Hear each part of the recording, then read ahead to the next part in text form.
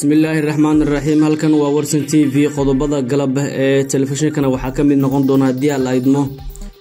maxay admis ka tiri hubka dhigista ay dawladda Soomaaliya ay ku dhawaaqday iyo dawladda Kenya oo sheegtay in maalinta berita ay tahay maalin ciid ah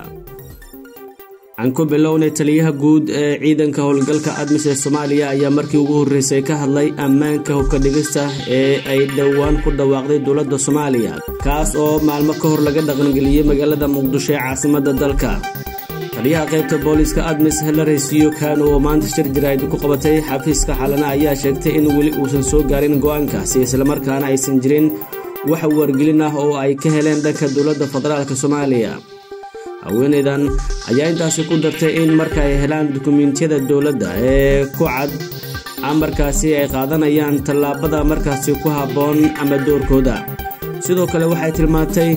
in inta ka horeysa aysan faragelin doonin go'aanka dawladda federaalka Soomaaliya isla markaana ay ka wardhoorayaan madaxda qaranka tafaasiisha qorshaha hubka dhigista ee ay ku dhawaaqday dawladda federaalka Soomaaliya wali ma soo gaarin balse wali marka aan helno dukumeentiyada ayaan ogaan karnaa kaalinta aan ku leenahay inta ka horeysa ma faragelinayno ayay tiri dhanka kale waxay ka hadashay wada shaqaynta ay la leeyihiin booliska Soomaaliya iyadoo shaacisay in ay abuurtay kalsooni weyn oo u dhaxaysa labada dhinac isla markaana ay leeyihiin xiriir toos ah mararka qaarna ay si wada jir ah ay u qaadaan howlgallada hadalkan ayaa ku soo aadaya iyadoo haatan Muqdisho uu ka dhaqan galay amarkii madaxweyne Xasan Sheekh Maxamuud ee ahaa in aan hub culus lagu dhex qaadan karin gudaha caasimadda oo haatan howlgallo amni xaqiijina ay ka wadaan ciidamada dawladda federaalka Soomaaliya go'aankeeda kuma shaacin in uu saameyn toos ah ku leeyahay ciidamada admis oo iyaguna ka howlgala gudaha magaalada Muqdisho ee caasimadda dalka si kastaba ha noqotee dawladda federaalka Soomaaliya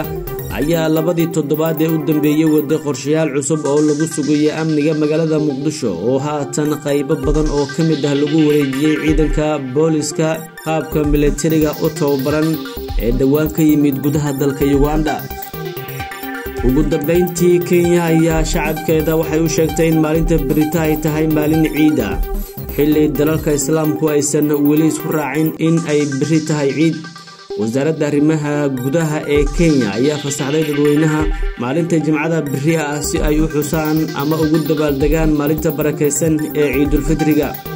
islaamka ayaa diinta labaad ee ugu weyn dalka Kenya taasoo ka dhigan in 10.9% dadka Kenya ay yihiin dad muslimiina si kastaba ha noqotee beri oo Jimca ayaa loo badinayaa in ay tahay iyadoo badi Ramadaanku uu ku dhamaado 29 bisha hase yeeshee dalalka islaamka ayaan wali isku raacin in beri ay tahay ciid